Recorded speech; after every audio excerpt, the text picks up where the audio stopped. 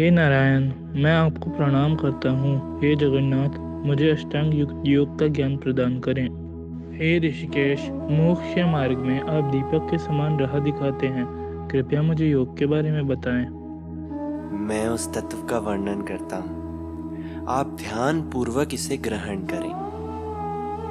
सभी जीव सुख दुख के माया रूपी जाल में बंधे हैं। इस सुख दुख रूपी माया के जाल को काटकर उनको मुक्ति का मार्ग प्रशस्त करने वाला तथा जन्म मृत्यु से छुटकारा दिलाने वाला यही मृत्यु तरक मार्ग है। कैवल्य या मुक्ति का सबसे सरल मार्ग यही है।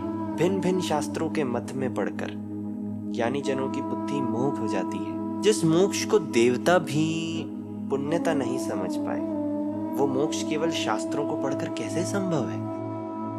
प्रभु, परमात्मा तो निराकार निर्गुण नित्य सबसे परे है, खुद ज्ञान का रूप है और माया से भी आजाद है। तो शरीर में आके वो माया में कैसे फंस जाता है? हे सृष्टि के रचयिता ब्रह्मा, शरीर के बंधनों, प्रकृति के गुणों, माया, मोह और अहंकार यानी अज्ञानता के कारण आत्मा खुद को नहीं पहचानती। काम यानी असंतोष, भय, गुस्सा, लालच, इंद्रियों के सुखों का राग, मोह, ईर्ष्या, अहंकार, आलस्य, निर्दयता, कंजूसी, शोक, रजोगुण और हर्ष, इन सब से मुक्त होकर जीव फिर से अपने परमात्मा यानी केवल विशुद्ध स्वरूप की ओर जाने लगता है। ब्रह्मदेव, योग के बिना ज्ञान का कोई अर्थ नहीं और ज्ञान के बिना योग भी मोक्ष तक नहीं ले जा सकता। इसलिए जो भी धर्म, अर्थ, संतोष और मोक्ष प्राप्त करना चाहते हैं, उन्हें ज्ञान और योग दोनों का पूरा अनुशासन और विश्वास से अभ्यास करना चाहिए। हे योगीराज, कृपया मुझे योग के बारे में बताएं। अलग अलग तरह के जीवों के लिए अलग अलग प्रकार के योग होते हैं, जिन्हें मंत्र, लय, राज और हठ योग कहा जाता है। इसी प्रकार योग की 4 अवस्थाएं भी होती हैं: आरंभ, घट, परिचय और निष्पत्ति।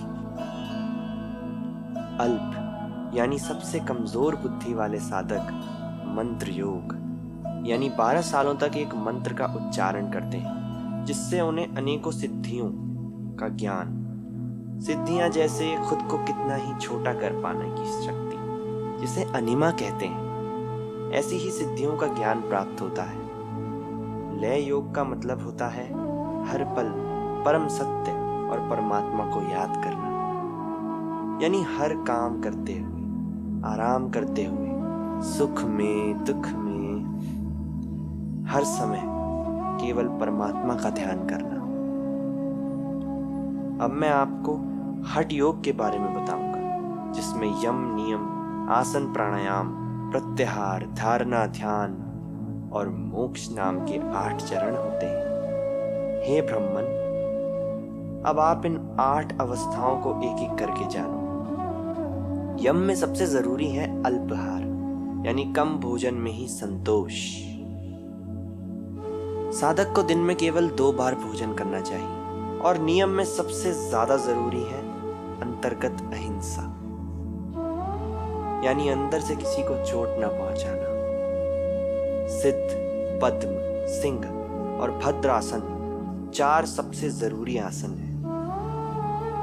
हे 4 सिरों वाले ब्रह्मा, आलस, खुद को सर्वश्रेष्ठ समझना यानी अहंकार करना, व्यर्थ की बातों में समय बर्बाद करना और लालच के कारण गलत मंत्रों का उच्चारण, ये सब परेशानियां साधक को शुरुआती दिनों में आती हैं, जिन्हें उसे अपनी तपस्या और गुणों से पार करना चाहिए।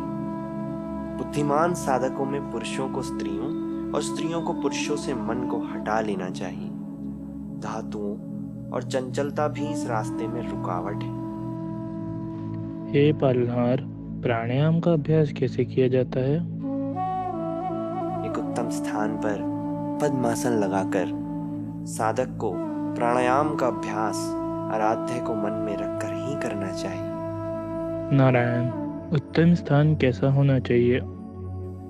एक छोटी सी मच्छर मकड़ी खटमल से रहित साफ कुटिया भी एक योगी के लिए काफी है। संतोष ही योगी की पहचान है, जो ना ही ज्यादा ऊंचा ना ही ज्यादा नीचा, ऐसे किसी सुखपूर्वक आसन पे ही पद्मासन लगाकर अभ्यास करना चाहिए।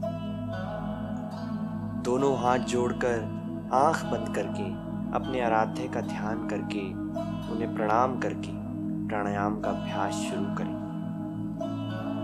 दाहिने हाथ के अंगूठे से पिंगला नाड़ी यानी दाहिनी नाक को बंद करिए।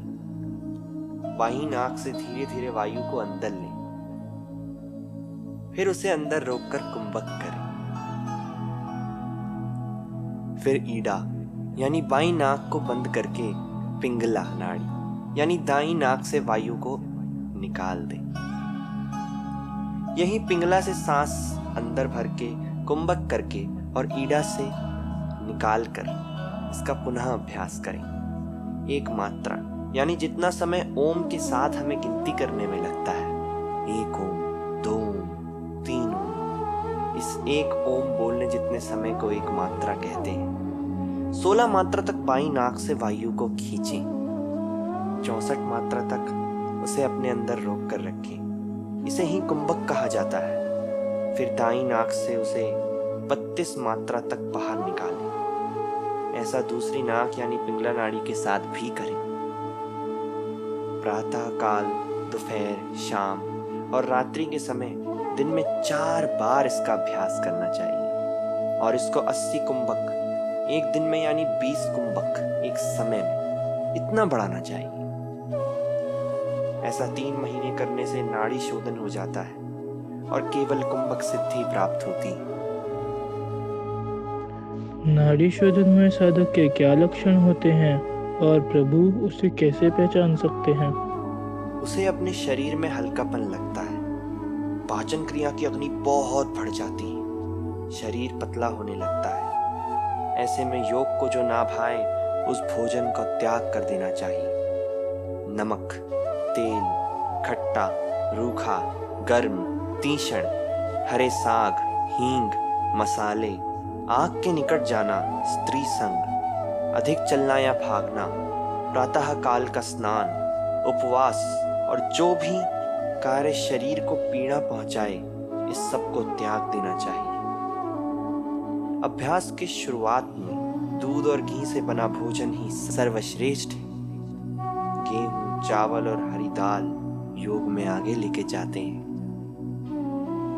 इस भोजन से साधक इच्छा अनुसार सांस को लंबे समय तक रोक पाता है।